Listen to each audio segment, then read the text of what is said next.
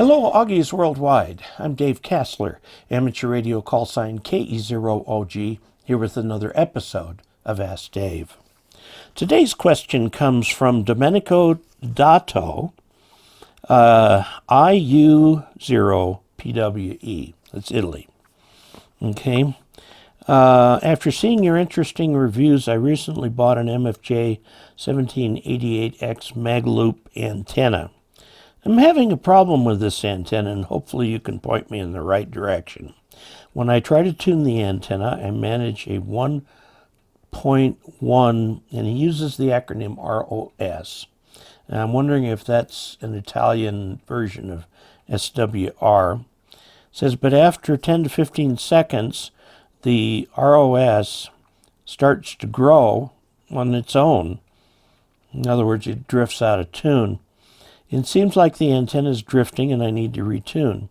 While it increases, I see that the needle measuring, now here he's got SWR, oscillates while the value, sorry about that, while the value is increasing. That's going to cause havoc processing the audio. I apologize. While the ROS increases, I see that the needle measuring SWR oscillates while the value is increasing.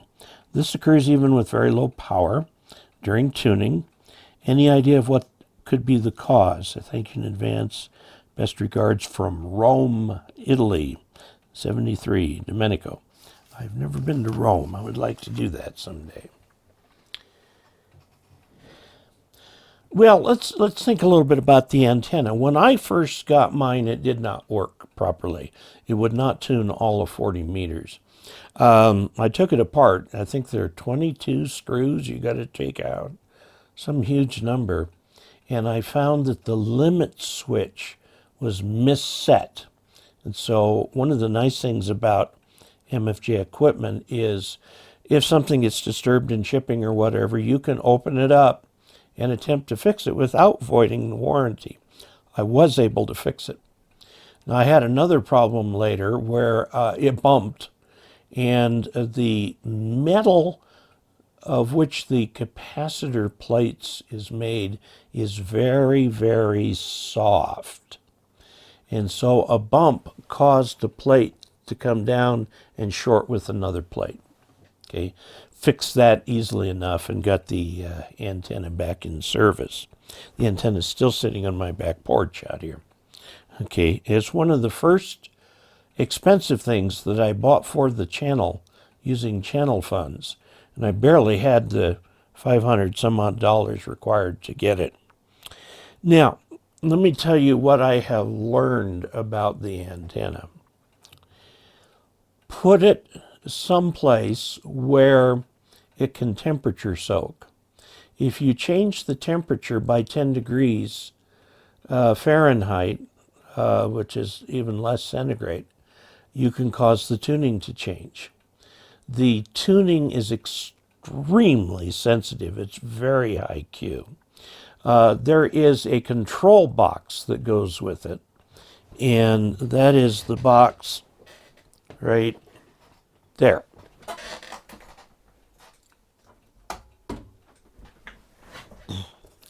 This is the control box that comes with the antenna. I'll put it on the overhead here so we can kind of see it. There is power on, range high or low for the meter. There's a lamp that comes on. And then these are used for the auto band select and fine tuning. Now, what you do is you put out a small signal, let this thing go up or down if you know where it's tuned, or start at the top and let it tune down. And then these are push buttons. You can just sort of edge it a little bit either way until you get the reflected power down to 0. This side over here will work automatically. You put out a tune and it will tune the thing until it stops. And when it stops, you're very close. You should be on a dip for reflected power. I usually tune by go by minimum reflected power. Then you could just tweak until you get it as low as you can, then you're fine. Now, you got to understand that this thing's made of metal. It's in a black case. And like if the clouds go away and the sun comes out, it's going to heat up that black case, and you're going to have to tweak the tuning. Okay, so differences in temperature. Let's suppose you keep it indoors and then you put it outdoors in the sun for actual operation, and you operate it remotely with this. Okay, the temperature change will cause a change. If the clouds come over, it could cause enough of a temperature change where you're going to have to tweak the tuning. It's just an unfortunate fact of life using these magloop antennas. The sun causes the aluminum that's in them to expand. And it can expand, and when it expands, it pushes the plates further apart in the capacitor lengthwise, and it also makes the loop slightly bigger. As the temperature goes down, it makes the loop slightly smaller. I have noticed that if I'm operating with the loop and it works just fine, if I come back the next day, I've got to tweak the tuning to make it right. Now, make sure there's nothing inside of that black box on the loop. For those who haven't seen it, it's a loop, and there's a big, huge black box, sort of a banjo-type shape like this. It's mounted here in the middle. Inside, the part you don't see, is that there is the main loop that tunes it, and that's actually what goes to the antenna leads. You can squash this and play with this for more power. I find squashing it a little bit down helps. And then up here is this giant butterfly capacitor that's got a little electric motor. It's a stepper motor that tunes it in steps. Okay, now open it up and make sure you don't have a wasp's nest or beehive or whatever inside there, because that will cause, as the insects move around, cause your tuning to go wacko. Now, I might point out that the voltage is so high across those capacitor plates that it can actually fry those insects in there. So you could have a mess if you open it up. There shouldn't be any water. The water should drain out just fine. You might also put this thing horizontally, in which case it very well could get a little bit of water in it. Put it horizontally for a perfectly nice round pattern. Or put it up like this, it'd be more off the ends, and you've got a null. You might want to use that null to tune out a broadcast station that's giving you trouble or something like that.